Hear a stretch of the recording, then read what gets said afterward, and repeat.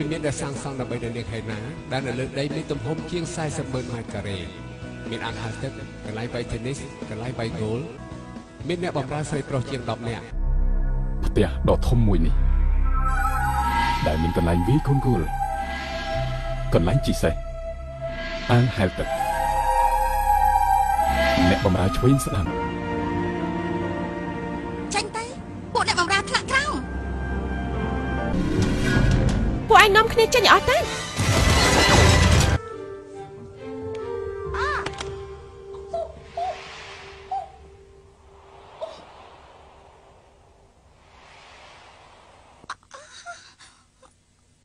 សំតោអ្នកនាងសំតោអ្នកនាងអូយសំតោអ្នកនាងប្តីនាងធ្វើការអីនៅមហាវិទ្យាល័យ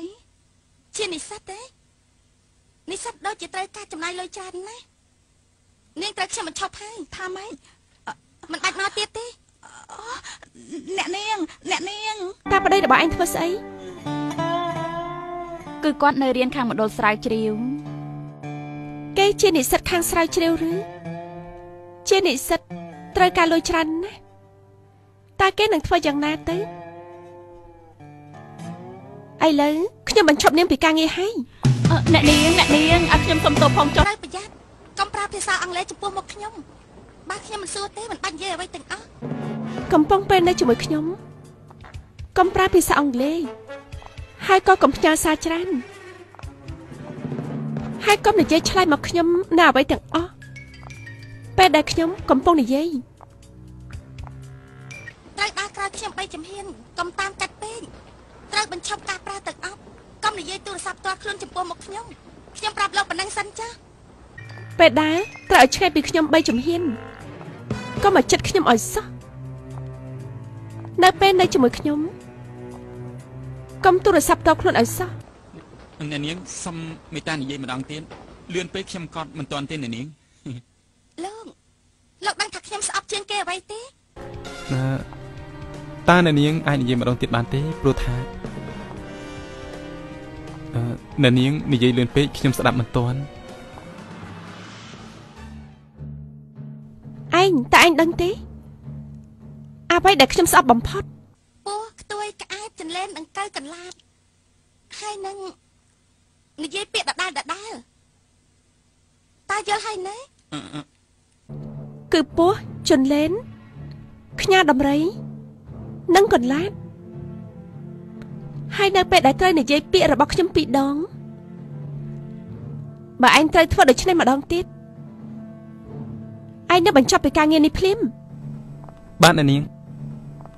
ងខ្ញុំយល់ហើយអ្នកនាងចេញទៅហើយ